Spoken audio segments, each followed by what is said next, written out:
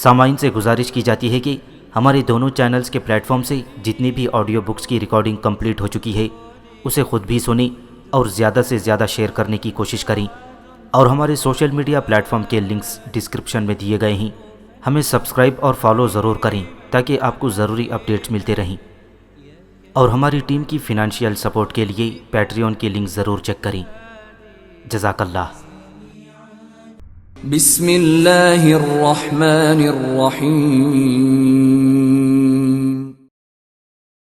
تاریخ اسلام جلد سوم، مصنف مولانا اکبر شاہ نجیب آبادی،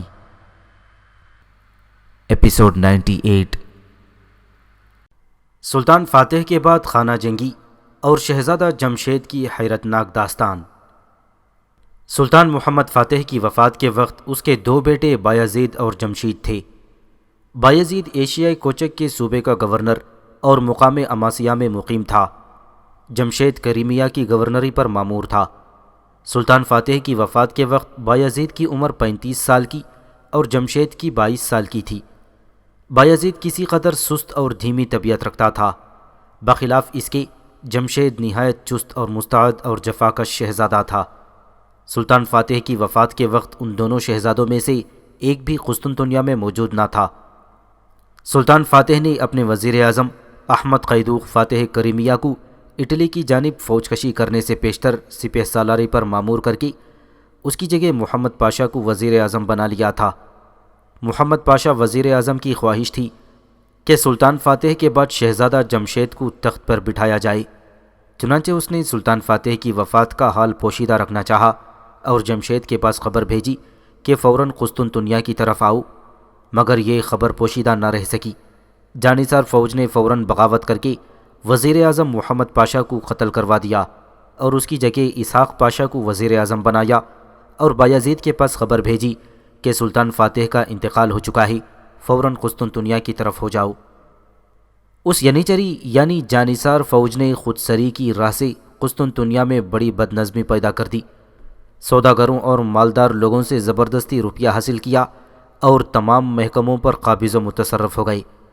ادھر سپہ سالار احمد قیدوق جو اٹلی کے شہر ٹورانٹو یعنی ٹورانٹو پر قابض و متصرف ہو کر آئندہ موسم بہار میں روما پر فوج کشی کی تیاریاں کر چکا تھا، اور ٹورانٹو کو ہر طرح قلعہ بند اور مضبوط بنا چکا تھا تاکہ آئندہ چڑھائیوں اور لڑائیوں کے وقت یہ شہر ایک مستقل اور مضبوط مرکزی مقام کا کام دے سکے۔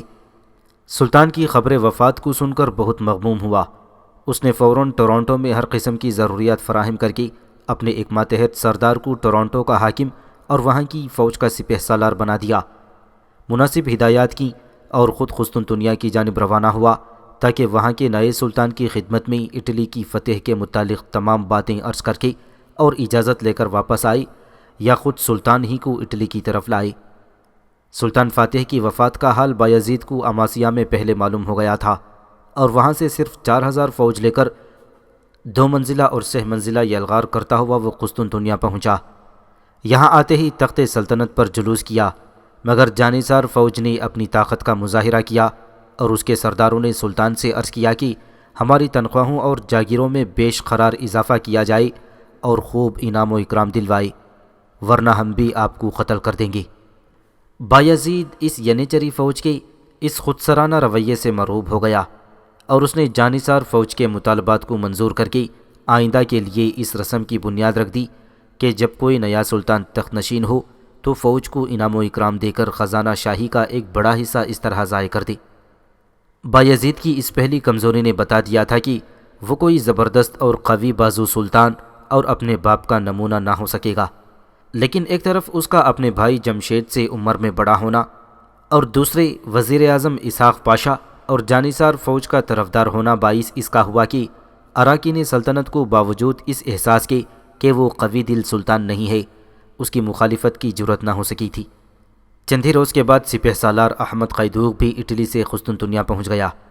چونکہ اس کا رقیب وزیر اعظم محمد پاشا بایزید کا مخالف اور جمشید کا طرفدار تھا، لہذا قیدوق نے بھی بلا پسو پیش آتے ہی سلطان بایزید ثانی کی بیعت کر لی۔ جمشید کو باپ کے مرنے کی خبر کسی قدر دیر سے پہنچی تھی۔ اس وقت بایزید ثانی قسطنطنیہ میں آ کر تخت نشین ہو چکا تھا۔ جمشید نے ایشیائی کوچک میں شہروں پر قبضہ کرنا شروع کر دیا اور شہر بروسا پر قابض ہو کر اپنے بھائی بایزید کو لکھا کہ سلطان فاتح نے آپ کو اپنا ولی عہد نہیں بنایا تھا، اس لیے آپ کا تنہا کوئی حق نہیں کہ تمام سلطنت کے مالک اور فرما رواں بن جائیں۔ مناسب یہ ہے کہ ایشیائی مقبوضات میرے تحت حکومت میں رہیں اور یورپی ملکوں پر آپ حکمرانی کریں۔ بایزید نے اس درخواست کو رد کر دیا اور جواباً کہا کہ ایک میان میں دو تلواریں نہیں رہ سکتیں۔ قسطنطنیہ میں سلطان فاتح کی بہن اور ان دونوں بھائیوں کی پھوپھی موجود تھی۔ اس نے اپنے بھتیجے سلطان بایزید ثانی کے پاس جا کر اسے سمجھایا کہ دونوں بھائیوں کا لڑنا اچھا نہیں اور مناسب یہی ہے کہ جمشید کو ایشیائی کوچک کا تمام علاقہ دے دیا جائے، مگر بایزید نے پھوپھی کی نصیحت پر کوئی التفات نہ کیا اور یہی جواب دیا کہ میں زیادہ سے زیادہ یہ کر سکتا ہوں کہ جمشید مع اہل و عیال بیت المقدس میں جا کر سکونت اختیار کر لیں اور میں اس کے پاس صوبہ کرمیہ کی آمدنی کا ایک حصہ اس کے گزارے کے لیے بھجواتا رہوں گا۔ بہرحال مصالحت کی کوئی شکل پیدا نہ ہو سکی۔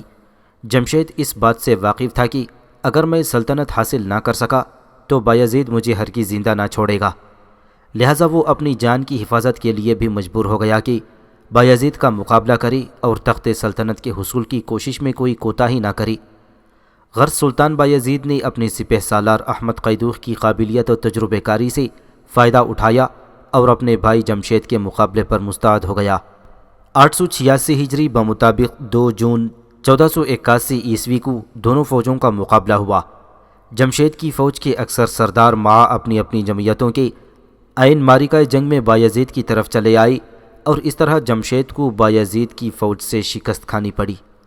ادھر یہ دونوں بھائی ایشیائی کوچک میں مصروف جنگ تھے، ادھر روما کا پوپ جو روما سے بھاگنے کی تیاریاں کر چکا تھا، سلطان فاتح کی خبر وفات سن کر روما میں ٹھہرا رہا اور پوپ کے عیسائی ملکوں سے صلیبی مجاہدین کو دعوت دی کہ وہ آ کر اٹلی کو بچائیں اور اس فرصت کو غنیمت سمجھ کر ٹورانٹو سے ترکوں کو نکال دیں۔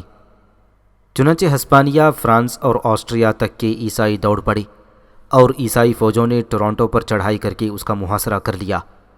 ایشیائی کوچک میں جب بایزید و جمشید کی فوجیں ایک دوسرے کے مد مقابل پہنچ چکی تھیں تو اسی زمانے میں ٹورانٹو پر حملہ آوری کی تیاریاں عیسائیوں نے کر لی تھیں۔ قسطنطنیہ سے کوئی مدد ٹورانٹو کی فوج کو نہ مل سکی۔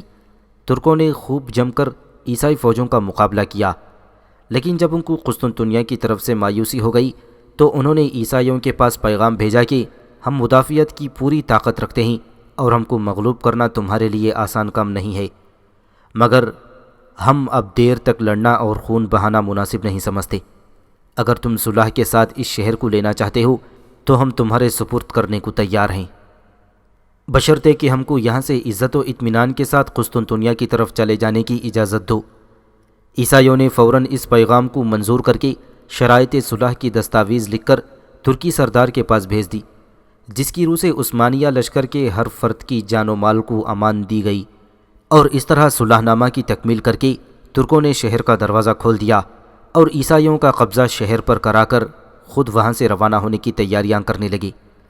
لیکن عیسائی سرداروں نے بد عہدی کر کے ہر طرف سے گھیر کر نہایت ہی ظالمانہ اور غیر شریفانہ طور پر قریباً تمام ترکوں کو قتل کر ڈالا اور ٹورانٹو کی گلیاں ترکوں کے خون سے لالہ زار بن گئیں۔ بایزید ثانی کے تخت نشین ہونے کے بعد ہی سلطنت عثمانیہ کو یہ نہایت سخت و شدید نقصان پہنچا کہ جو میخ ملک اٹلی پر گڑ گئی تھی وہ اکھڑ گئی، اور ملک اٹلی کی فتح کا دروازہ جو ترکوں نے کھول دیا تھا وہ پھر بند ہو گیا، اور روما کے گرجے پر جو حسرت و مایوسی کے بادل چھا گئے تھے وہ ایک لخت دور ہو گئے، اور اندلس کے ضعیف مسلمانوں کو جو زبردست امداد پہنچنے والی تھی اس کا امکان جاتا رہا۔ احمد قیدوخ کو پھر اتنی فرصت ہی نہ ملی کہ وہ بایزید سے رخصت ہو کر اس طرف آتا اور اٹلی والوں سے اپنے مقتول سپاہیوں کا انتقام لیتا۔ انا للہ و انا الیہ راجعون۔ جمشید شکست کھا کر ایشیائی کوچک میں نہیں ٹھہرا اور اپنے ہمراہیوں کی غداری کا معائنہ کرنے کے بعد اس نے ایشیائی کوچک کے کسی ترکی سردار اور صوبے دار پر بھی اعتماد کرنا مناسب نہیں سمجھا، بلکہ اس کی مال اندیش نظر نے اپنی حفاظت اور آئندہ مقابلے پر مستعد ہونے کے لیے سلطنت مصر کو سب سے بہتر خیال کیا۔ مصر میں مملوکیوں کی حکومت تھی اور خاندان چراکسیہ کا بادشاہ ابو سعید قائد بیگ حکمران تھا۔ چونکہ مصر میں عباسی خلیفہ بھی رہتا تھا، اس لیے عالم اسلام میں مصر کی سلطنت خاص طور پر تعظیم و تکریم کی نگاہ سے دیکھی جاتی تھی۔ بایزید سے شکست کھا کر چند جانثار ہمراہیوں اور اپنی والدہ اور بیوی کے ساتھ جمشید مصر کی طرف روانہ ہو گیا۔ ابھی حدود سلطنت عثمانیہ سے باہر نکلا تھا کہ ایک ترک سردار نے اس کے قافلے پر چھاپا مارا اور تمام ساز و سامان جو جمشید کے ساتھ تھا لوٹ لیا۔ اب جمشید اپنا سامان لٹوا کر جلد ہی حدود عثمانیہ سے نکل گیا، اور وہ ترک سردار اس کا لوٹا ہوا سامان لے کر اس امید پر قسطنطنیہ پہنچا کہ بایزید خوش ہوگا۔ اس نے جب بایزید کی خدمت میں لوٹا ہوا سامان پیش کیا تو بایزید نے اس ترک سردار کو، جس نے ایک شکست خوردہ اور تباہ حال قافلے کو لوٹا تھا، قتل کروا دیا۔ اس طرف جمشید کے قریب پہنچنے کا حال جب مصر کے چرکسی سلطان نے سنا تو اس نے نہایت عزت اور احترام کے ساتھ اس کا استقبال کیا اور بادشاہوں کی طرح اپنا مہمان رکھ کر اس کی تسلی اور دلجوئی کی۔ جمشید 4 مہینے ابو سعید قائد بیگ کا مہمان رہا۔ اس کے بعد وہ مصر سے حج بیت اللہ کے لیے روانہ ہوا۔ حج بیت اللہ سے فارغ ہو کر اور مکہ و مدینہ کی حاضری سے سعادت اندوز ہو کر جمشید مصر واپس آیا۔ اس عرصے میں بایزید اور سلطان مصر کے درمیان خط و کتابت کا سلسلہ جاری تھا، اور سلطان مصر اپنے مہمان شہزادے کے خلاف کوئی حرکت کرنے پر مطلق رضامند نہ ہوا، بلکہ اس نے جمشید کو ہر قسم کی امداد دینا اپنا اخلاقی فرض سمجھا۔ آخر جمشید نے مصر پہنچ کر جنگی تیاریاں شروع کیں اور سلطان مصر نے اس کی فوج اور روپیے سے مدد کی۔ جمشید اپنی حالت درست کر کے اپنی ماں اور بیوی کو مصر میں ہی چھوڑ کر بایزید کے مقابلے کو روانہ ہوا۔ فلسطین اور شام کے ملک سے ہوتا ہوا ایشیائی کوچک کے جنوبی اور مغربی حصے میں داخل ہوا۔ بایزید خبر سنتے ہی اپنے تجربہ کار سالار احمد قیدوق کو ہمراہ لے کر مقابلے کے لیے روانہ ہوا۔ اس مرتبہ خوب زور و شور کی لڑائی ہوئی، مگر جمشید کو پھر شکست اٹھانی پڑی۔ یہ لڑائی 887 ہجری بمطابق جون 1482 عیسوی کو ہوئی تھی۔ اس لڑائی میں جمشید کو ایشیائی کوچک ہی کے بعض سرداروں کی وجہ سے شکست ہوئی۔ ان لوگوں نے جمشید کے ساتھ مل کر بایزید سے لڑنے کا وعدہ کر کے جمشید کو مصر سے بلوایا تھا اور اس کے ساتھ مل کر میدان جنگ میں آئے تھے، لیکن لڑائی کے وقت بایزید سے جا ملے اور اس طرح اس کی باقی فوج کو بھی بددل کر کے بایزید اس بار بھی فتح کا موجب ہو گیا۔ اس مرتبہ شکست کھا کر جمشید کو مصر کی طرف جاتے ہوئے شرم دامنگیر ہوئی، اور اس نے کہا کہ اب سلطان مصر اور اپنی بیوی اور والدہ کو منہ دکھانے کا موقع نہیں رہا۔ اگر وہ مصر چلا جاتا تو یقیناً چند ہی روز کے بعد ایسا وقت آ جاتا کہ سلطنت عثمانیہ کے تمام سپہ سالاران افواج متفقہ طور پر اسے مصر سے قسطنطنیہ لے جانے کی کوشش کرتے اور تخت سلطنت پر بٹھاتے، مگر قضاء و قدر کو کچھ اور ہی منظور تھا۔ جمشید نے بجائے مصر کے اس بات کی کوشش کی کہ کسی طرح سلطنت عثمانیہ کے یورپی حصے میں پہنچ کر اور وہاں کے سرداروں نیز سرحد کے عیسائی سلاطین سے امداد حاصل کر کے جنگ و پیکار کا سلسلہ جاری کروں۔ اس شکست کے بعد بھی اس کی حالت بہت نازک ہو گئی تھی اور 30-40 سے زیادہ رفیق اس کے ساتھ نہ تھے، اس لیے وہ چاہتا تھا کہ کسی جگہ دم لینے اور اپنی حالت کے درست کرنے کا موقع ملے۔ یہ موقع اسے مصر ہی میں خوب مل سکتا تھا، جہاں سلطان مصر اس کی ہر طرح مدد کرنے کو تیار تھا، مگر اس نے روڈس کے حکمران عیسائیوں کی پارلیمنٹ کو لکھا کہ کیا تم اس بات کی اجازت دے سکتے ہو کہ اس تمام جزیرے میں چند روز قیام کر کے پھر یونان اور البانیہ کی طرف چلا جاؤں اور اپنے ملک کو حاصل کرنے کی کوشش کروں۔ اس پیغام کو سنتے ہی روڈس کے رونگٹے کھڑے ہو گئے۔ ان مقدس عیسائیوں نے جمشید کے اس ارادے کو نعمت غیر مترقبہ سمجھ کر عیسائی سلاطین کے چہروں پر رذالت و کمینگی کا سیاہ پاؤڈر ملنے کے لیے ایک شیطانی منصوبہ سوچا۔ جمشید ممکن تھا کہ اپنے روڈس جانے کے ارادے پر نظر ثانی کرتا اور ملک شام میں مقیم رہ کر چند روز انجام اور عواقب امور کو سوچتا، اور اس عرصے میں سلطان مصر باصرار اسے مصر بلاتا اور اس کی ماں اور بیوی کی محبت اسے مصر کی طرف کھینچتی۔ لیکن روڈس کی پارلیمنٹ کے صدر مسمی ڈاپسن نے فوراً جمشید کو لکھا کہ ہم آپ کو سلطنت عثمانیہ کا سلطان تسلیم کرتے ہیں اور آپ کی تشریف آوری ہمارے لیے موجب عزت و افتخار ہوگی، اور میں اپنی پارلیمنٹ کی جانب سے آپ کو دعوت دیتا ہوں کہ آپ ہماری عزت افزائی کے لیے ضرور روڈس میں قدم رنجہ فرمائیں۔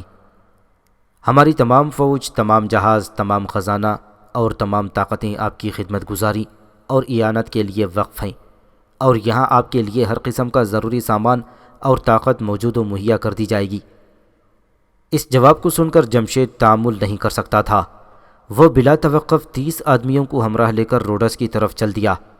جزیرے کے ساحل پر اتر کر اس نے دیکھا کہ استقبال کے لیے آدمی موجود ہیں، اور وہاں سے وہ تزک و احتشام کے ساتھ دارالسلطنت میں پہنچا دیا گیا۔ ڈی آپسن یا ڈابسن نے، جو پارلیمنٹ کا پریزیڈنٹ تھا، فوج کے ساتھ شاندار استقبال کیا اور شاہی مہمان کی حیثیت سے ٹھہرایا، لیکن بہت جلد شہزادہ جمشید کو معلوم ہو گیا کہ وہ مہمان نہیں بلکہ ایک قیدی ہے۔ ڈابسن نے سب سے پہلے جمشید سے ایک اقرار نامہ اس مضمون کا لکھا کہ اگر میں سلطنت عثمانیہ کا سلطان ہو گیا تو فرقہ نائٹس یعنی روڈس کے حاکموں کو ہر قسم کی مراعات عطا کروں گا۔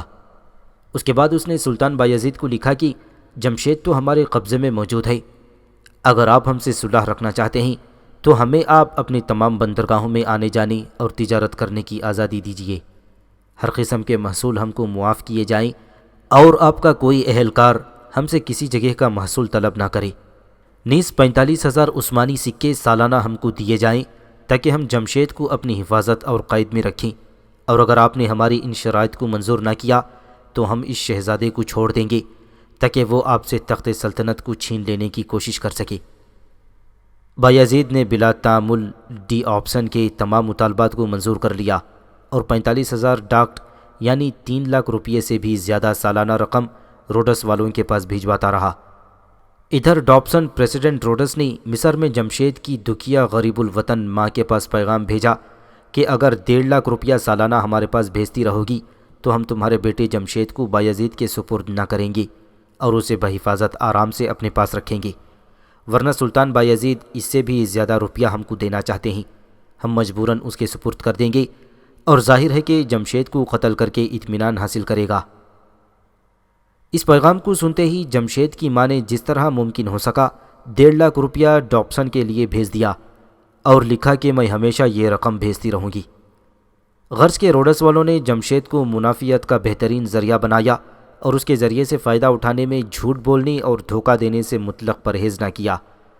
اس طرح جلب منافعت کی تدابیر کام میں لا کر روڈس والوں نے سوچا کہ کہیں ایسا نہ ہو کہ بایزید یا سلطان مصر جمشید کے حاصل کرنے کے لیے ہمارے ملک پر حملہ کر دیں اور یہ سونے کی چڑیا ہاتھ سے جاتی رہے، لہٰذا انہوں نے جمشید کو روڈس میں رکھنا مناسب نہ سمجھا اور اسے سلطنت فرانس کی حدود میں شہر نائس کی طرف روانہ کر دیا اور ایک جمعیت اس کی نگرانی اور دیکھ بھال پر مامور کر دی۔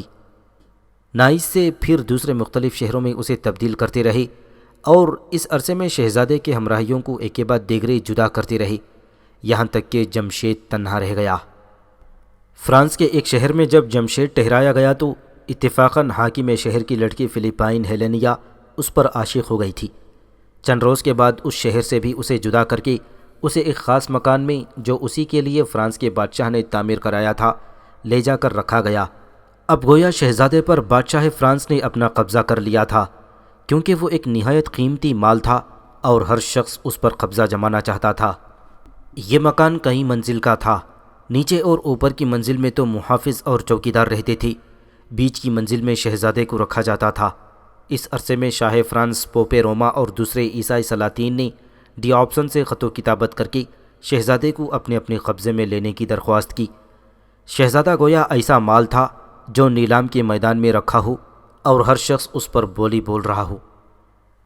ڈی آپسن چونکہ شہزادے کے ذریعے خوب نفع اٹھا رہا تھا اور وہ اس کو اپنے قبضے میں رکھنے کی قیمت پہنچاتا تھا، لہٰذا اس نے نہ تو کسی کو صاف جواب دیا اور نہ اس کے دینے پر رضامند ہوا، بلکہ خط و کتابت کے طول دینے اور شرائط کے طے کرنے میں وقت کو ٹالتا رہا۔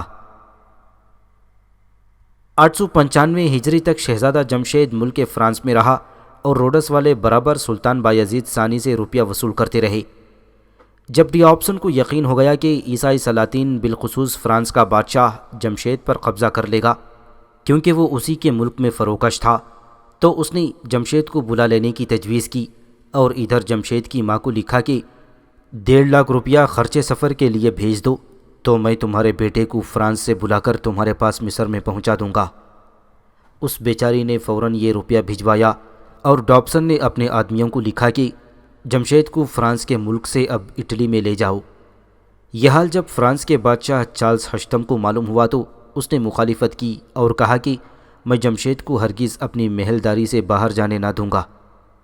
آخر بڑی ردوکت کے بعد چارلس ہشتم نے اس شرط پر جمشید کو اٹلی جانے کی اجازت دی کہ پوپ 10,000 روپیہ بطور ضمانت جمع کرے کہ اگر دربار فرانس کی اجازت کے بغیر جمشید کو اٹلی سے باہر جانے دیا جائے تو یہ 10,000 روپیے ضبط ہو جائیں گے۔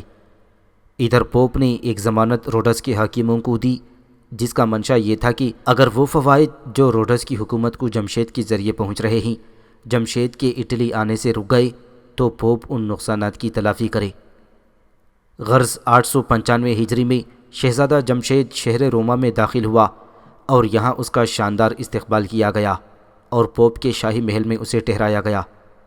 فرانسیسی سفیر شہزادے کے ہمراہ تھا۔ جب فرانسیسی سفیر اور جمشید پوپ سے ملنے گئے تو وہاں پوپ کے نائبوں نے جو دربار میں موجود تھے شہزادے کو پوپ کے سامنے اسی طرح جھکنے کے لیے بار بار کہا جس طرح فرانسیسی سفیر اور دوسرے عیسائی سردار پوپ کے سامنے جھکتے تھے، لیکن سلطان فاتح کے بیٹے نے یہ ذلت کسی طرح گوارا نہ کی اور وہ نہایت بے پرواہی سے اور فاتحانہ انداز سے پوپ کے پاس جا کر بیٹھا اور نہایت بے پرواہی اور شاہانہ جرأت کے ساتھ پوپ سے گفتگو کی اور اسی گفتگو میں کہا کہ میں آپ سے کچھ باتیں تخلیے میں بھی کرنا چاہتا ہوں۔ پوپ نے اس بات کو منظور کر لیا اور جب تخلیہ ہو گیا تو جمشید نے عیسائی سرداروں کی بدعہدی اور غیر شریفانہ برتاؤ کی شکایت کی اور اپنے مصائب کی داستان سنائی اور اپنی ماں اور بیوی کی جدائی کا ذکر کرتے ہوئے اس کی آنکھوں میں آنسو بھر آئے۔ اس داستان غم کو سن کر پوپ کے دل میں بھی بڑا اثر ہوا اور وہ بھی چشم برآب ہوا، مگر کچھ سوچ کر اس نے کہا کہ تمہارا مصر جانا تمہارے لیے مفید نہ ہوگا اور تم اپنے باپ کا تخت حاصل نہ کر سکو گے۔ تم کو شاہ ہنگری نے بھی بلوایا ہے، اگر تم ہنگری کے پاس چلے جاؤ تو تمہارا مقصد بآسانی پورا ہو سکے گا، اور سب سے بہتر تو تمہارے لیے یہ بات ہوگی کہ تم دین اسلام کو چھوڑ کر دین عیسوی قبول کر لو، پھر تمام پوپ تمہارے ساتھ ہوگا اور نہایت آسانی سے تم قسطنطنیہ کے تخت پر جلوس کر کے سلطنت عثمانیہ کے شہنشاہ بن جاؤ گے۔ پوپ اسی قدر کہنے پایا تھا کہ جمشید نے فوراً اسے روک کر کہا کہ ایک سلطنت عثمانیہ کیا، اگر ساری دنیا کی حکومت و شہنشاہی بھی مجھے ملنے والی ہو تو بھی میں اس پر ٹھوکر مار دوں گا، لیکن دین اسلام کے ترک کرنے کے خیال تک بھی دل میں نہ لاؤں گا۔ پوپ نے یہ سنتے ہی اپنے کلام کا پیرایہ بدل دیا اور معمولی دلجوئی کی باتیں کر کے جمشید کو رخصت کر دیا، اور وہ جس طرح فرانس میں زیر حراست رہتا تھا اسی طرح روما میں بطور قیدی رہنے لگا۔ جمشید کے روما میں آ جانے کا حال سن کر سلطان مصر نے اپنا ایلچی روما میں بھیجا۔ اسے یقین تھا کہ روما سے اب جمشید مصر پہنچایا جائے گا، اس لیے یہ ایلچی استقبال کے لیے بھیجا گیا تھا۔ ادھر سلطان بایزید ثانی نے جمشید کے اٹلی آنے کی خبر سن کر اپنا سفیر تحائف و نذرانے کے ساتھ پوپ کی خدمت میں روانہ کیا کہ پوپ سے معاملہ طے کرے، کیونکہ پوپ کی نسبتاً خیال تھا کہ وہ اپنے اختیار سے جمشید کو جہاں چاہے بھیج سکتا ہے اور روڈس والوں کے منشا کو پورا کرنا پوپ کے لیے ضروری نہیں ہے۔ شاہ مصر کے سفیر نے روما میں داخل ہو کر اول جمشید کو تلاش کیا اور جب اس کی خدمت میں پہنچا اور اسی طرح آداب بجا لایا جیسے کہ سلطان قسطنطنیہ کی خدمت میں حاضر ہو کر آداب بجا لاتا تھا، اس سفیر نے جمشید کو یہ حال بھی سنایا کہ آپ کی والدہ سے کس قدر روپیہ سفر خرچ کے لیے ڈیوپسن نے منگوایا تھا۔ یہ سن کر جمشید پوپ کی خدمت میں معاذ سفیر پہنچا اور اس دھوکے بازی کا استغاثہ کیا۔ پوپ نے بہت ہی تھوڑے سے روپیے ڈیوپسن کے وکیل سے جمشید کو دلوا کر اس قصے کو ختم کر دیا۔ مصر کا سفیر ناکام مصر کو واپس چلا گیا۔ بایزید کے سفیر نے پوپ سے مل کر قریباً اسی قدر رقم پر جو ڈیوپسن کو بایزید دیا کرتا تھا معاملہ طے کر لیا اور اس طرف سے اطمینان حاصل کر کے قسطنطنیہ کو واپس چلا گیا، اور پوپ نے جمشید کی نگرانی کا معقول انتظام کر دیا اور وہ بدستور قیدیوں کی طرح رہنے لگا۔ اس کے 3 سال بعد پوپ جس کا نام شینوس تھا وہ فوت ہو گیا اور اس کی جگہ سکندر نامی پوپ مقرر ہوا۔ یہ جدید پوپ پہلے پوپ سے شرارت میں بدرجہ فائق تھا۔ اس نے تخت نشین ہوتے ہی سلطان بایزید کے دربار میں ایلچی روانہ کیا اور پیغام بھیجا کہ 40,000 ڈاکٹ سالانہ جو مقرر ہیں وہ آپ بدستور بھیجتے رہیں اور 3 لاکھ ڈاکٹ ایک مشت اب بھیج دیں تو میں ہمیشہ کے لیے آپ کو جمشید کے خطرے سے نجات دے سکتا ہوں، یعنی اسے ہلاک کر سکتا ہوں۔ پوپ سکندر کے اس سفیر کا نام جارج تھا۔ جارج نے دربار قسطنطنیہ میں بڑے سلیقے کے ساتھ گفتگو کی اور اپنی قابلیت کا اس خوبی کے ساتھ اظہار کیا کہ سلطان بایزید نے پوپ کو اس سفیر کی سفارش لکھی کہ یہ ایسا لائق ہے کہ اسے اپنا نائب بنائے۔ یہ سفیر ابھی قسطنطنیہ میں مقیم تھا کہ 901 ہجری میں فرانس کے بادشاہ چارلس ہفتم نے اٹلی پر حملہ کر دیا۔ اس حملہ آوری کا سبب بھی بجز اس کے اور کچھ نہ تھا کہ شہزادہ جمشید کو اب جدید پوپ سکندر کے قبضے میں نہ رہنے دیا جائے اور اس گوہر گراں مایا کو اپنے قبضے میں لے لیا جائے۔ چارلس ہفتم کے حملہ آور ہونے پر سکندر نے روما سے بھاگ کر سینٹ اینجلو کے قلعے میں پناہ لی اور بھاگتے ہوئے شہزادہ جمشید کو بھی، جسے وہ خزانے سے زیادہ قیمتی سمجھتا تھا، اپنے ساتھ لیتا گیا۔ 11 روز کے بعد پوپ اور شاہ فرانس کے درمیان شرائط صلح نامہ کے طے کرنے کے لیے ایک مجلس قائم ہوئی۔ سب سے پہلی شرط جو چارلس نے پیش کی وہ یہ تھی کہ جمشید میرے قبضے میں رہے گا۔ آخر ایک مکان میں پوپ، چارلس اور جمشید صرف 3 شخص جمع ہوئے اور پوپ نے جمشید کو مخاطب کر کے دریافت کیا کہ کیوں شہزادے، تم یہاں رہنا چاہتے ہو یا بادشاہ فرانس کے پاس؟ جمشید نے کہا کہ میں شہزادہ نہیں رہا بلکہ ایک قیدی ہوں، مجھے جہاں پر چاہو رکھو، میں کچھ نہیں کہہ سکتا۔ بہرحال چارلس ہفتم شاہ فرانس جمشید کو اپنے ساتھ نیپلز میں لے گیا اور وہاں اسے رکھ کر ایک سردار مناسب جمعیت کے ساتھ اس کا نگران مقرر کر دیا۔ اب پوپ سکندر کی تمام امیدیں بایزید سے روپیہ وصول کرنے کی خاک میں مل گئی تھیں۔ حالانکہ سلطان بایزید 3 لاکھ ڈاک ادا کرنے پر آمادہ ہو چکا تھا اور پوپ کے سفیر سے معاملہ طے کر لیا گیا تھا۔ پوپ کو چونکہ روپیے کا لالچ تھا، اس لیے اس نے سلطان کو لکھا کہ اگرچہ جمشید یہاں سے نیپلز چلا گیا ہے مگر میں ضرور اس کا کام تمام کروا دوں گا اور آپ سے روپیہ پانے کا مستحق ہوں گا، جیسا کہ پہلے طے ہو چکا ہے۔ اس کے بعد پوپ سکندر نے ایک یونانی حجام کو اس کام کے لیے انتخاب کیا۔ یہ یونانی حجام اول مسلمان ہو چکا تھا اور اس کا نام مصطفیٰ رکھا گیا تھا۔ اس کے بعد وہ مرتد ہو گیا اور اٹلی میں آ کر اپنے پیشہ حجامی کی بدولت پوپ تک پہنچ گیا۔ پوپ نے اس مصطفیٰ نام کو نیپلز کی جانب روانہ کیا اور زہر کی ایک پڑیا دی کہ کسی طرح یہ پڑیا جمشید کو کھلا دی جائے۔ اس زہر کا اثر یہ تھا کہ آدمی فوراً نہیں مرتا تھا بلکہ چند روز کے بعد بیمار ہو کر مرتا تھا اور کوئی دوا کارگر نہ ہو سکتی تھی۔ مصطفیٰ نیپلز میں پہنچا اور رفتہ رفتہ رسوخ پیدا کر کے شہزادہ جمشید تک پہنچنے لگا۔ ایک حجام کو ایسے معزز قیدی تک پہنچنے سے پاسبانوں نے بھی روکنا ضروری نہیں سمجھا، کیونکہ اس سے کسی قسم کا اندیشہ نہیں ہو سکتا تھا۔ آخر مصطفیٰ نے موقع پا کر وہ زہر کی پڑیا شہزادے کو کسی طرح دھوکے سے کھلا دی اور شہزادہ لا علاج بیماری میں مبتلا ہو گیا اور اس قدر کمزور و ناتواں ہو گیا کہ اسی حالت میں مصر سے اس کی ماں کا خط اس کے پاس پہنچا تو وہ اس خط کو کھول کر پڑھ بھی نہ سکا اور اس کے منہ سے یہ الفاظ نکلے کہ الہی، اگر یہ کفار میرے ذریعے سے مسلمانوں کو نقصان پہنچانے کی کوشش کرنا چاہتے ہیں تو تم مجھ کو آج ہی اٹھا لے اور مسلمانوں کو ان کے شر سے بچا لے۔ مصطفیٰ اگرچہ نامعلوم طریقے سے زہر کھلا چکا تھا مگر اس نے اس پر اکتفا نہ کر کے یہ بھی مزید کارروائی کی کہ زہر میں بھجے ہوئے اس طرح سے جمشید کی حجامت بنوائی اور اس طرح اس کی جلد کے نیچے زہر کا اثر پہنچا دیا۔ جس روز جمشید نے یہ مذکورہ دعا مانگی اسی روز اس کی روح سے اس جسم خاکی کو چھوڑ کر اس کے جسم خاکی کو چھوڑ کر عالم باقی کی طرف پرواز کی۔ یہ واقعہ 901 ہجری کا ہے۔ جمشید نے 36 سال کی عمر میں 13 برس قید فرنگ کے مصائب جھیل کر وفات پائی۔ اس کی لاش بایزید کی درخواست کے موافق عیسائیوں نے بایزید کے پاس بھیج دی اور بایزید نے اسے بروسا میں دفن کروا دیا۔ سلطان بایزید نے پوپ سکندر کو بھی وعدے کے موافق روپیہ ادا کر دیا اور اس حجام مصطفیٰ نامی کو بلا کر اپنے یہاں رکھا اور پھر ترقی دے کر اسے وزارت کے عہدے جلیلہ تک پہنچا دیا۔ تعجب ہے کہ بایزید نے ابتدائی ایام میں تو اس ترکی سردار کو قتل کروا دیا تھا جس نے جمشید کو راستے میں لوٹ لیا تھا، مگر اب 12-13 سال کے بعد اس نے اس حجام کی ایسی قدر و عزت بڑھائی جس نے جمشید کو قتل کر کے اس ترکی سردار سے زیادہ سنگین جرم کا ارتکاب کیا تھا۔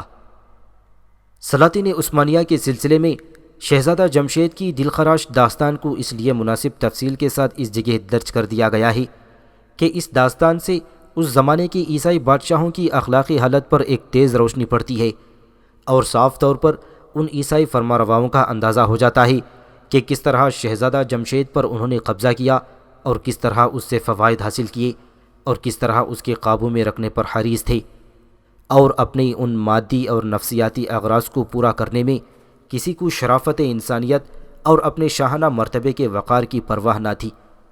ان کے دل میں رحم کا مادہ بھی نہ تھا، اور ان پر سلطنت عثمانیہ کا اس قدر رعب طاری تھا، اور وہ ایسے خائف و ترساں تھے کہ شہزادہ جمشید کے ذریعے سلطان عثمانی کو اپنے اوپر فوج کشی کرنے سے روکنے کی ذلت آمیز کوشش میں لگے ہوئے تھے۔ شہزادہ جمشید کی داستان کو یہاں ختم کر کے اب ہمیں سلطان بایزید ثانی کی طرف متوجہ ہونا چاہیے، جو اپنے باپ سلطان محمد خان ثانی فاتح قسطنطنیہ کے بعد تخت نشین ہوا تھا۔ سلطان بایزید ثانی۔ سلطان بایزید ثانی کے تخت نشینی کا حال اوپر بیان ہو چکا ہے۔ اس سلطان نے سن 886 ہجری میں تخت نشین ہو کر 918 ہجری تک یعنی 32 سال حکومت کی۔ اسے تخت نشین ہوتے ہی اپنے بھائی جمشید کا مقابلہ کرنا پڑا۔ 2 مرتبہ جمشید سے لڑائی ہوئی اور دونوں مرتبہ بایزید کامیاب ہوا، لیکن یہ کامیابی سلطنت عثمانیہ کے لیے کچھ مفید ثابت نہیں ہوئی۔ جمشید کا عیسائیوں کی قید اور قبضے میں چلے جانا باعث اس کا ہوا کہ بایزید ثانی کو ملک اٹلی اور روڈس پر حملہ کرنے کی جرأت نہ ہوئی۔ ادھر مصر کی مملوکی سلطنت سے تعلقات کشیدہ ہو گئے۔ شہزادہ جمشید چونکہ اول مصر ہی کی سلطنت میں پناہ گزین ہوا تھا اور جمشید کے متعلقین آخر تک مصر میں موجود تھے، لہذا مملوکیوں نے ایشیائی کوچک کے جنوبی اور مشرقی حصے پر حملہ آوری کا سلسلہ جاری کر دیا اور 890 ہجری میں بایزید کی فوج کو شکست فاش دے کر بعض سرحدی مقامات پر قبضہ کر لیا۔ آخر بایزید نے مملوکیوں سے متواتر شکستیں کھانے کے بعد صلح کی، اور اس صلح میں بایزید کا دب جانا اس طرح ثابت ہوا کہ اس نے وہ قلعے اور وہ شہر جن پر مملوکی قبضہ ہو چکی تھی انہی کے قبضے میں رہنے دیے گئے، مگر یہ اقرار مملوکیوں نے ضرور لے لیا تھا کہ اس نو مفتوحہ علاقے کی تمام آمدنی حرمین شریفین کی خدمت گزاری میں صرف کی جائے گی۔ سلطان بایزید کے پاس احمد قیدوق ایک نہایت قیمتی اور تجربے کار سالار تھا۔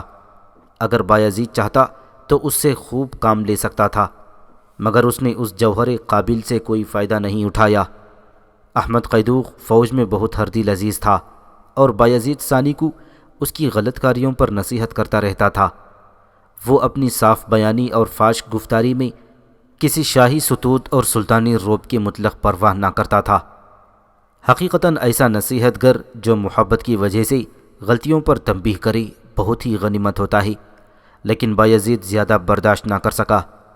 895 ہجری میں بایزید ثانی نے جانثار فوج کے بڑھے ہوئے زور کو توڑنا چاہا اور اس فوج کے خلاف سخت احکام صادر کرنے پر آمادہ ہوا۔ فوج میں چونکہ پہلے ہی شورش برپا تھی، احمد قیدوق نے بایزید کو برسر دربار سمجھایا کہ آپ اس زمانے میں جب کہ ہر طرف ہم کو فوج سے کام لینے کی ضرورت ہے، فوج کو بددل اور افسردہ خاطر نہ کریں، اس کام کو کسی دوسرے وقت پر ملتوی رکھیں، ورنہ پھر اندیشہ ہے کہ مشکلات پر قابو پانا دشوار ہوگا اور اپنی سلطنت کا بچانا آپ کے لیے آسان نہ رہے گا۔ بظاہر بایزید نے احمد قیدوق کی بات کو مان لیا تھا، مگر اس کو احمد قیدوق کا اس قدر دخل در معقولات ہونا سخت گراں گزرا۔ اس نے چند روز کے بعد احمد قیدوق کے قتل کا ارادہ کیا۔ چنانچہ احمد قیدوق کو اسی لیے گرفتار کر لیا گیا کہ فوج نے اپنی ہردل عزیز سردار کے قتل کی خبر سن کر ایوان سلطانی کا محاصرہ کر لیا اور سلطان کو دھمکی دی کہ اگر ہمارے سردار احمد قیدوق کو قتل کر دیا گیا تو ہم اس کے معاوضے میں سلطان بایزید کو قتل کیے بغیر نہ چھوڑیں گے۔ بایزید نے مجبور ہو کر احمد قیدوق کو، جو ابھی تک قتل نہیں کیا گیا تھا، جانثار فوج کے سپرد کر دیا اور بظاہر اس کی عزت و تکریم بھی کی، مگر چند ہی روز کے بعد تمام جانثار فوج کو کسی مہم کے بہانے سے دور دراز کے سرحدی مقام پر بھیج کر اور دارالسلطنت کو فوج سے خالی پا کر احمد قیدوق کو قتل کر دیا، اور اس سردار کا قتل ہونا سلطنت عثمانیہ کے لیے نہایت مضر ثابت ہوا۔ 896 ہجری میں سلطنت عثمانیہ اور سلطنت روس کے درمیان تعلقات قائم ہوئے، یعنی زار ماسکو نے اپنا سفیر مناسب تحفہ اور ہدایہ کے ساتھ سلطان کی خدمت میں قسطنطنیہ کی جانب روانہ کیا۔ اس سفیر کے ساتھ دربار قسطنطنیہ میں معمولی برتاؤ ہوا اور وہ چند روز رہ کر ماسکو کی جانب رخصت ہو گیا۔ سلطان بایزید کے عہد حکومت میں سلطنت عثمانیہ کی بحری طاقت میں بہت ترقی ہوئی۔ سلطان کی توجہ بحری طاقت کے بڑھانے کی طرف اس لیے زیادہ منعطف ہوئی کہ اسے شہزادہ جمشید کی طرف سے اندیشہ تھا کہ روڈس، اٹلی اور فرانس کی حکومتیں مل کر بحری حملے کی تیاریوں پر آمادہ ہوں گی۔ ایک طرف اس نے ان سلطنتوں اور دوسری عیسائی حکومتوں سے صلح قائم کر رکھی تھی، اور دوسری طرف ان کے حملے سے محفوظ رہنے کی تدابیر سے بھی غافل نہ رہا، اور وہ اپنی بحری طاقت کو بڑھانے میں مصروف رہا۔ جس زمانے میں جمشید عیسائیوں کے قبضے میں پہنچ چکا تھا، اندلس کے مسلمانوں یعنی شاہ غرناطہ نے سلطان بایزید سے امداد طلب کی کہ بحری فوج اور جنگی بیڑے سے ہماری مدد کی جائے۔ بایزید اندلسی مسلمانوں کی درخواست پر ان کو بہت بڑی مدد دے سکتا تھا، لیکن وہ محض اس وجہ سے کہ کہیں پوپ اور دوسرے عیسائی سلاطین جمشید کو آزاد کر کے میرے مقابلے پر کھڑا نہ کر دیں، متعامل رہا اور جیسی کہ چاہیے تھی ویسی مدد اندلس والوں کی نہ کر سکا۔ بایزید کی یہ کوتاہی ضرور قابل شکایت اور موجب افسوس ہے، تاہم ہم کو یہ بات بھی فراموش نہیں کرنی چاہیے کہ اس نے ایک معمولی سا بیڑا جس میں چند جنگی جہاز تھے اپنے امیر البحر کمال کی قیادت میں اسپین کی طرف روانہ کر دیا تھا۔ اس بیڑے نے ساحل اسپین پر اتر کر عیسائیوں کا تھوڑا سا نقصان کیا، مگر کوئی ایسا کار نمایاں انجام نہ دے سکا جس سے اسپین کے مسلمانوں کو کوئی قابل تذکرہ امداد پہنچتی۔ جب جمشید کا کام تمام ہو گیا اور بایزید کو اس کی طرف سے کوئی خطرہ باقی نہ رہا، تو اس نے ان جزیروں اور ان ساحلی مقاموں میں جو یونان اور اٹلی کے درمیان ریاست وینس کے تصرف میں تھی قبضہ کرنے کی کوشش کی، اور وینس کے ساتھ بحری لڑائیوں کا سلسلہ جاری ہوا۔ 905 ہجری میں وینس کی بحری طاقت کو ترکی بیڑے نے شکست فاش دی اور تمام جزیرے اس کے قبضے سے چھین لیے۔ 906 ہجری میں وینس، پوپ روما، اسپین اور فرانس کے متحدہ بیڑے سے عثمانیہ بیڑے کا مقابلہ ہوا۔ ان مذکورہ عیسائی طاقتوں نے عثمانیہ بحری طاقت کی ترقی دیکھ کر آپس میں اتفاق کر کے یہ فیصلہ کیا کہ بحر روم سے ترکی اثر کو بالکل فنا کر دینا چاہیے۔ ترکی بیڑے کا افسر یعنی امیر البحر کمال تھا، جو سلطان بایزید کا غلام تھا۔ اس بحری لڑائی میں کمال نے وہ کمال دکھایا کہ متحدہ عیسائی بیڑے کو شکست فاش دی، بہت سے جہازوں کو غرق، بعض کو گرفتار اور باقی فرار ہونے پر مجبور ہوئے۔ اس بحری معرکے کے بعد کمال کی بہت شہرت ہو گئی اور بحر روم میں ترکی بیڑے کی دھاک بیٹھ گئی، مگر افسوس ہے کہ ترکی بیڑے کی فتح نمایاں سے چند ہی سال پہلے یعنی 897 ہجری میں اندلس سے اسلامی حکومت کا نام و نشان مٹ چکا تھا۔ بایزید ثانی کی ہنگری اور پولینڈ والوں سے بھی متعدد لڑائیاں ہوئی تھیں، مگر وہ کچھ زیادہ مشہور اور قابل تذکرہ نہیں ہیں۔ نتیجہ ان لڑائیوں کا یہ ہوا ہے کہ پولینڈ والوں نے سلطان سے صلح کر لی اور پولینڈ کے بعض شہروں پر جو سرحد پر واقع تھی ترکوں نے قبضہ کر لیا۔ چونکہ سلطان بایزید ثانی صلح کی جانب زیادہ مائل تھا، لہذا سلطنت عثمانیہ کی وسعت اور شوکت میں کوئی اضافہ نہ ہو سکا۔ سلطان محمد خان فاتح کے زمانے میں عیسائیوں کے دل پر اس قدر دھاک بیٹھ گئی تھی کہ انہوں نے سلطنت عثمانیہ کے اس صلح پسند طرز عمل کو بہت غنیمت سمجھا اور خود حملہ آوری کی جرات نہ کر سکے۔ سلطان بایزید ثانی کی ہم زیادہ مذمت بھی نہیں کر سکتے، کیونکہ اس کے عہد حکومت میں بحری طاقت سلطنت عثمانیہ کی بہت بڑھ گئی تھی اور بعض جزیرے اور ساحلی مقامات ترکوں کے قبضے میں آ گئے تھے، جنہوں نے اس کی تلافی کر دی، جو بری معرکہ آرائیوں کے کم اور بلا نتیجہ ہونے کے سبب ظاہر ہوئی تھی۔ سلطان بایزید ثانی نے کوئی ایسا عظیم الشان کام بھی نہیں کیا جس کی وجہ سے وہ خاص طور پر مدح اور ستائش کا حقدار سمجھا جائے۔ اس کی نسبت مشہور ہے کہ صلح جو اور نیک تنیت شخص تھا، لیکن عام طور پر کن ذہن اور سست مزاج لوگوں کی نسبت ایسا ہی مشہور ہو جایا کرتا ہے۔ جس سال سلطان بایزید ثانی تخت نشین ہوا، اسی سال مولانا عبد الرحمن جامی نے اپنی کتاب سلسلۃ الذہب کی تصنیف کر کے سلطان بایزید کے نام پر معنون کیا۔ مولانا جامی اسی بادشاہ کے زمانے میں 18 محرم 898 ہجری کو فوت ہو کر ہرات میں مدفون ہوئے۔ اسی سال کولمبس نے امریکہ کو دریافت کیا۔ حالانکہ اس سے پہلے مسلمانوں نے اندلس امریکہ کو دریافت کر چکی تھی، مگر یہ شہرت کولمبس ہی کے حصے میں تھی۔ بایزید ثانی کے زمانے میں 902 ہجری میں پرتگال کے بادشاہ امانویل نے اپنے دارالسلطنت سے واسکو ڈی گاما کو 3 جہاز دے کر ہندوستان کو تلاش کرنے کے لیے روانہ کیا۔ وہ 20 رمضان 903 ہجری کو ملابار کے بندرگاہ قندرینہ علاقہ کیلیکٹ میں پہنچ کر لنگر انداز ہوا۔ اسی سلطان کے عہد حکومت میں 906 ہجری میں اسماعیل صفوی بانی خاندان صفویہ، اور اسی سلطان کی عہد حکومت میں یعنی 906 ہجری میں اسماعیل صفوی بانی خاندان صفویہ 14 سال کی عمر میں ایران کے تخت پر بیٹھا، اور مذہب حق اس کی تاریخی جلوس ہے۔ سلطان بایزید خان ثانی کا ہم عصر ہندوستان میں سکندر لودھی تھا، مگر سلطان سکندر لودھی بایزید ثانی سے 3 سال پیشتر یعنی 915 ہجری میں فوت ہو گیا تھا۔ 29 شعبان 916 ہجری کو شیبانی خان بادشاہ ترکستان اسماعیل صفوی بادشاہ ایران کے مقابلے میں مارا گیا، اور اس سے 1 ماہ بعد سلطان محمود بیکر بادشاہ گجرات احمد آباد میں فوت ہوا۔ سلطان بایزید خان ثانی کا 33 سالہ عہد حکومت چونکہ اہم اور دلچسپ واقعات سے خالی تھا، لہذا دوسرے ملکوں کے واقعات جو اس کے زمانے میں ہوئے قارئین اکرام کی دلچسپی کے لیے لکھ دیے گئے ہیں۔ اسی سلسلے میں سلطان بایزید ثانی کے عہد کا ایک اور واقعہ بھی قابل تذکرہ ہے، جس سے اس زمانے کے عیسائیوں کی سنگدلی اور نامردی پر تیز روشنی پڑتی ہے۔ اوپر ذکر ہو چکا ہے کہ ہنگری کے ساتھ بھی سلطان بایزید کی فوجوں کی معرکہ آرائی ہوتی تھی۔ لڑائی کے سلسلے میں ایک مرتبہ سلطان بایزید ثانی کا ایک سپہ سالار مسمی غازی مصطفیٰ اور اس کا حقیقی بھائی ہنگری فوج کے ہاتھ میں گرفتار ہو گیا۔ ہنگری کے سردار نے ان بہادر سرداروں کے ساتھ یہ شریفانہ سلوک کیا کہ غازی مصطفیٰ کے بھائی کو لوہے کی سیخ سے چھید کر درآں حالانکہ وہ زندہ تھا نرم آنچ پر رکھ کر کباب کی طرح بھنوایا۔ سب سے بڑھ کر قابل تعریف بات یہ تھی، غازی مصطفیٰ کو سیخ کے پھیرتے رہنے اور اپنے بھائی کو خود اپنے ہاتھ سے کباب بنانے پر مجبور کیا گیا تھا۔ اس کے بعد غازی مصطفیٰ کے تمام دانت توڑ کر اور انواع و اقسام کی اذیتیں پہنچا کر اور فدیہ لے کر چھوڑا۔ چند برس بعد وہی ہنگری سردار جس نے یہ ظلم و ستم روا رکھا تھا غازی مصطفیٰ کے قبضے میں آ گیا تو غازی مصطفیٰ نے اسے قتل کر دیا، مگر اور کسی قسم کا عذاب نہیں پہنچایا۔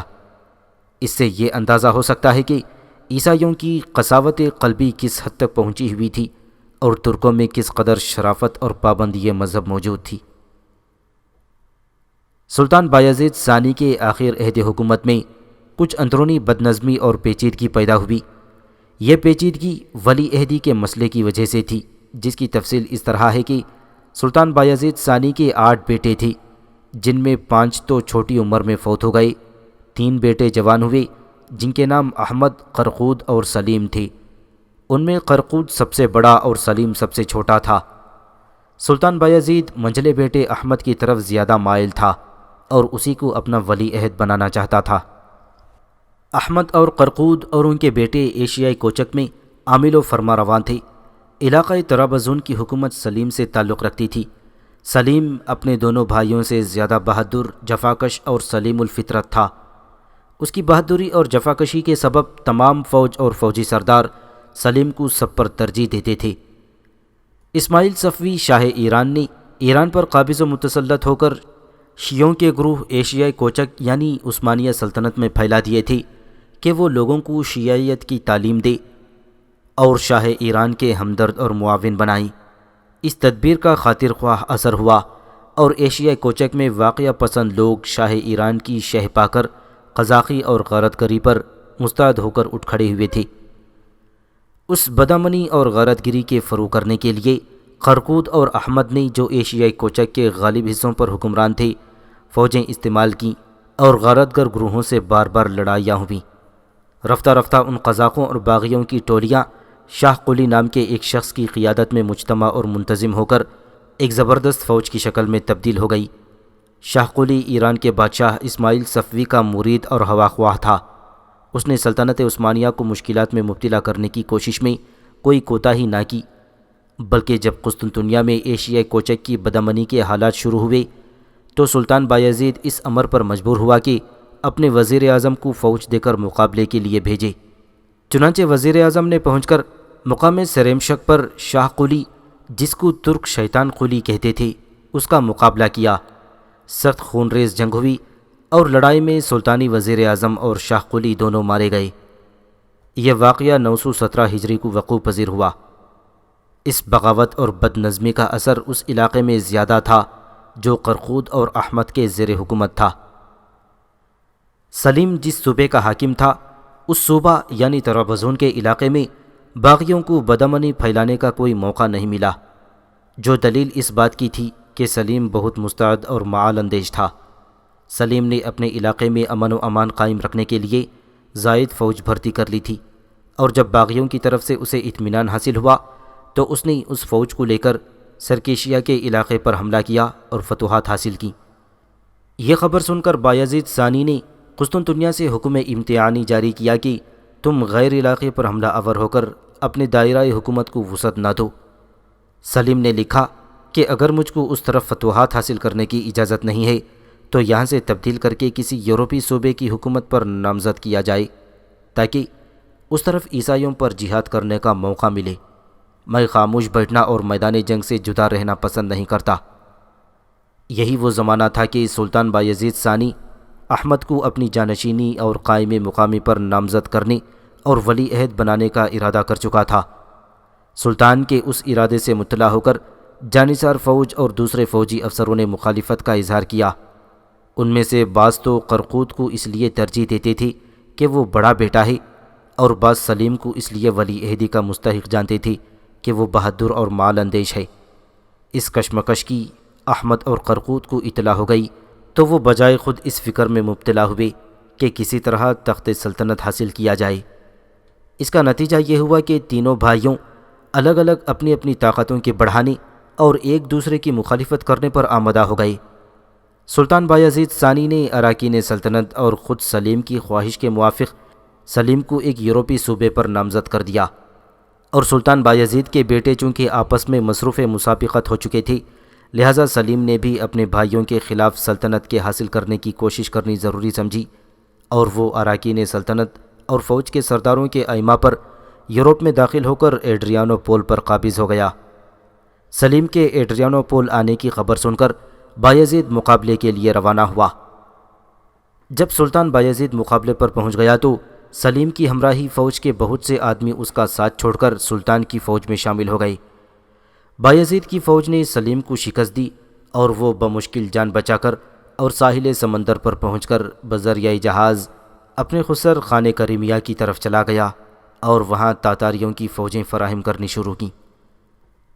ادھر ایشیائی کوچک میں احمد نے فوجیں فراہم کر کے قسطنطنیہ پر قبضہ کرنے اور بایزید کو تخت سلطنت سے اتار دینے کی تیاری کر لی تھی۔ سلطان بایزید اپنے چھوٹے بیٹے سلیم کو ایڈریانو پول سے بھگا کر قسطنطنیہ پہنچا تو معلوم ہوا کہ احمد حملہ آور ہونے والا ہے۔ یہ حالت دیکھ کر بایزید بہت گھبرایا اور اراکین سلطنت میں مگویاں ہونے لگیں کہ سلطان واقعی اس قابل نہیں رہا کہ تخت حکومت پر قائم رہ سکے۔ اراکین سلطنت کے مشورے سے یا خود ہی بایزید نے سلیم کے پاس پیغام بھیجا کہ تم اپنی فوج لے کر قسطنطنیہ چلے آؤ اور احمد کے حملے کو روکنے میں سلطانی فوج کے شریک ہو جاؤ۔ سلیم اس حکم کے پہنچنے سے بہت خوش ہوا اور 3-4 ہزار آدمی ہمراہ لے کر نہایت سخت مقامات اور دروں کو طے کرتا ہوا بحر اسود کے کنارے چل کر ایڈریانو پول اور وہاں سے قسطنطنیہ کی جانب روانہ ہوا۔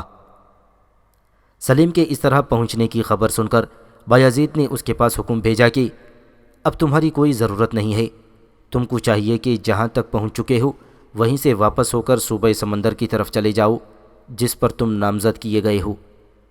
ادھر سے اراکین سلطنت اور فوجی افسروں کے پیغام پہنچے کہ اب آپ ہرگز واپس نہ ہوں بلکہ سیدھے قسطنطنیہ چلے آئیں، کیونکہ اس سے بہتر موقع پھر کبھی آپ کے ہاتھ نہ آ سکے گا۔ چنانچہ سلیم قسطنطنیہ پہنچ گیا۔